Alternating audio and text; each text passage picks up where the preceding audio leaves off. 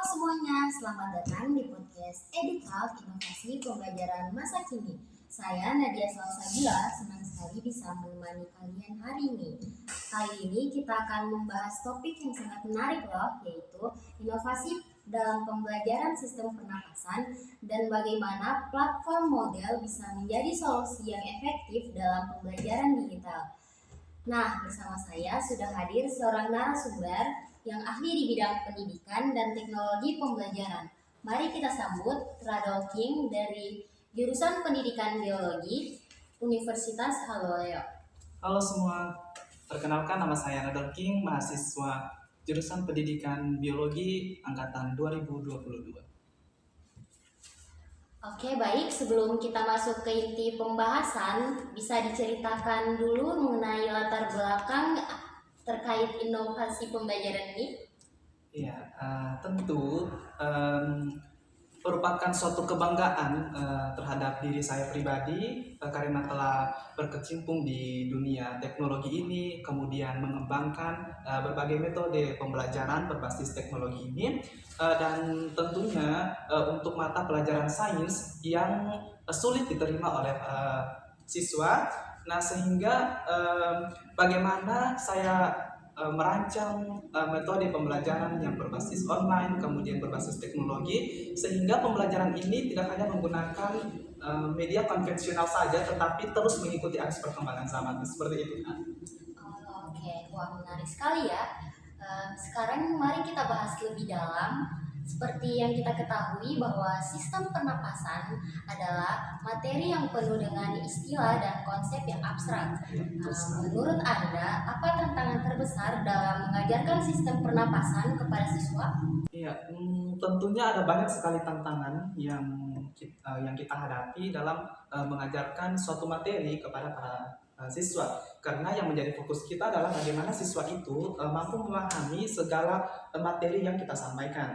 Nah, kalau untuk di sistem pernapasan ini Kak, ya, hal tantangan terberat saya adalah bagaimana menyederhanakan struktur pembelajaran sistem pernapasan ini menjadi struktur pembelajaran yang lebih kompleks, sederhana, tetapi terarah gitu. Nah, seperti misalnya bagaimana struktur alveolus ini, kemudian bronkus ini, hingga mekanisme pernapasan yang dimulai dari rongga hidung, kemudian ke faring, kemudian ke laring, trakea, bronkus, bronkiolus ini dapat diaplikasikan dan dapat dimengerti oleh seluruh peserta, sehingga peserta itu mampu memahami secara nyata nih sistem pernapasan itu bagaimana proses terjadinya, sehingga para siswa ini tidak hanya mampu berteori saja, tetapi mampu melihat secara langsung melalui visualisasi yang telah kita gambarkan di pembelajaran itu Kak, seperti itu. Oke, jadi di sinilah inovasi pembelajarannya berperan ya? Iya, betul sekali Kak. Oke, apa solusi yang menurut Anda efektif untuk mengatasi tantangan ini? Ada banyak solusi yang bisa kita lihat, seperti melihat bagaimana kebutuhan siswa itu belajar untuk menerima materi yang telah disampaikan. Nah, tetapi harus ada titik fokus kita untuk melihat bahwasannya siswa ini perlu media pembelajaran apa, kemudian perlu metode pembelajaran apa, sehingga ini mereka lebih mengarah dan fokus pada materi yang telah disampaikan. Nah, salah satu upaya yang bisa kita lakukan adalah dengan mendesain 3 dimensi. Itu juga merupakan salah satu metode yang sangat bagus untuk materi sistem pernapasan. Kemudian kita juga bisa mendesain simulasi digital untuk memvisualisasikan proses pernapasan pada manusia, seperti itu Kak. Sehingga siswa ini tidak hanya menerka-nerka nih pernapasan itu dimulai dari mana, tetapi mereka bisa melihat secara langsung dan secara seolah-olah bisa dilihat secara nyata terkait dengan visualisasi yang telah kita desain, seperti itu Kak. Oke, menarik ya.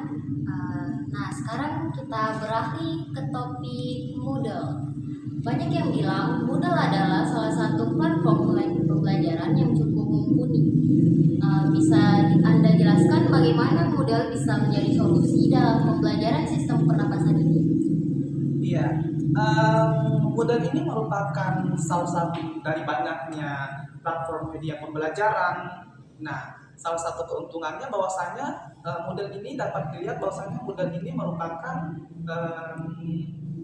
salah satu media pembelajaran yang fleksibel dan juga bisa disesuaikan dengan kebutuhan guru dan siswa, karena itu kan merupakan salah satu hal yang penting ya dalam mendesain pembelajaran, karena mendesain pembelajaran itu tidak hanya mesti mendesain saja, tetapi melihat juga bagaimana kebutuhan nanti yang akan digunakan dan diimplementasikan di kelas tersebut, sehingga bukan hanya siswa saja yang menerima manfaat dari media pembelajaran yang didesain, tetapi guru juga bisa menerima itu. Jadi seperti itu ya. Oke, apakah fitur Moodle cukup membantu dalam meningkatkan partisipasi siswa? Iya, tentu sangat membantu. Karena di Moodle ini tidak hanya menyediakan materi saja, kemudian tidak hanya menyediakan gambar saja, tetapi ada forum diskusi yang didesain dan dirancang untuk merangsang pemikiran anak-anak sehingga mampu berdiskusi lewat forum yang telah disediakan di Moodle tersebut. Nah, selain forum diskusi, di sini kami juga menyediakan adanya kuis. Nah, kuis ini bisa diimplementasikan oleh guru baik sebelum memulai pembelajaran ataupun sesudah memulai pembelajaran. Nah, jadi sehingga anak-anak di sini dapat dilihat pencapaian pembelajaran, apakah mereka mengerti pembelajaran yang telah berlangsung atau masih perlu evaluasi lagi. Jadi dilihatin dari kemampuan menjawab kuisnya. Kalau misalnya kemampuan menjawab kuisnya di atas rata-rata, berarti siswa tersebut bisa dibilang mampu menerima pembelajaran dengan baik. Nah, kalau misalnya dengan kuis tersebut para siswa memperoleh nilai di bawah rata-rata, nah ini menjadi tanggapan dan perhatian bagi seorang guru untuk melakukan evaluasi lagi, seperti itu. Selanjutnya, bagaimana implementasi model ini di kelas Anda atau sekolah lain yang Anda amati? Saya sudah menerapkan modul ini di berbagai uji coba yang telah saya lakukan dan hasilnya memberikan hasil yang positif karena cara penggunaannya gampang, ya mudah dimengerti, kemudian mereka bisa belajar mandiri di luar jam sekolah, kemudian bisa diakses kapan saja dan di mana saja, dan tentunya dengan bantuan internet ya. Kemudian modul ini bisa menjadi salah satu alternatif media pembelajaran yang dirancang untuk mampu kayak seperti untuk pengetahuan para siswa, gitu, untuk mendukung pengetahuan para siswa, kemudian untuk mendukung bagaimana siswa ini mengimplementasikan teknologi juga, seperti itu. Luar biasa sekali ya. Jadi bagaimana tanggapan siswa dan guru terhadap penggunaan model ini? Kalau misalnya para siswa karena sudah diberikan arahan dan diberikan petunjuk secara langsung terkait dengan penggunaan model ini, mereka merespon positif dan saya rasa bukan hal yang perlu dilihat lagi bahwasanya anak-anak sudah tidak bisa menggunakan teknologi. Saya rasa tidak. Nah sehingga implementasi dari media pembelajaran modul ini saat diaplikasikan ke para siswa, mereka memberikan respon yang sangat positif terkait dengan media pembelajaran seperti ini. Dan guru juga sama seperti siswa memberikan respon yang positif karena ini juga menjadi salah satu bagian bahwasanya guru ini harus beradaptasi juga dengan perkembangan teknologi yang ada begitu, karena guru ini kan dia sebagai pendidik, otomatis guru ini juga harus banyak tahu tentang teknologi, dan saya rasa guru juga bisa memberikan ya, mampu memberikan respon yang positif terhadap aplikasi seperti model ini. Wah, banyak sekali insight yang bisa kita dapatkan hari ini ya. Sebelum kita akhiri, apakah ada pesan harapan para pendidik yang ingin mulai menerapkan teknologi seperti model dalam pembelajaran mereka? Iya, seperti yang kita tahu sekarang, bahwasanya kita ini berada di era globalisasi pada abad ke-21 ini, dan tentunya ada banyak hal-hal baru yang masuk yang perlu kita beradaptasi dengan hal itu selagi hal itu sangat baik. Nah, salah satunya ini adalah bagaimana mengaplikasikan berbagai media pembelajaran berbasis teknologi ini.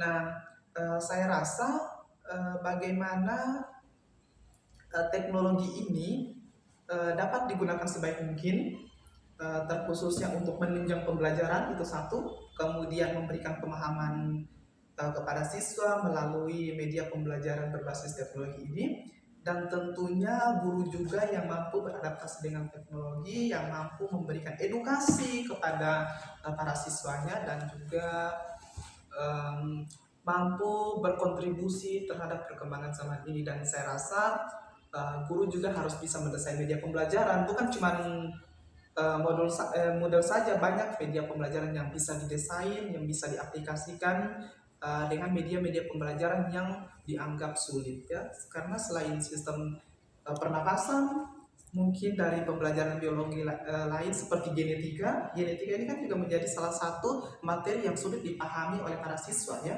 karena genetika ini merupakan salah satu materi yang abstrak. Nah, sehingga guru ini juga harus mampu mendesain bagaimana materi yang abstrak ini bisa diterima oleh para siswa gitu. Jadi untuk para guru di luar sana, jangan takut untuk mendesain media pembelajaran, kemudian jangan pernah berhenti untuk memberikan inovasi yang baru, karena guru ini mampu menghasilkan generasi yang cerdas. Itu saja dari saya. Oke, terima kasih banyak ya Rarokim atas waktu dan ilmunya yang luar biasa. Terima kasih. Semoga ini bisa menjadi inspirasi banyak pendidik di luar sana. Oke, baiklah. Itu dia pembahasan kita hari ini di EduTalk Inovasi Pembelajaran Masa Kini. Jangan lupa untuk terus ikuti episode selanjutnya dengan topik-topik yang tak kalah menarik. Sampai jumpa dan tetap semangat ya.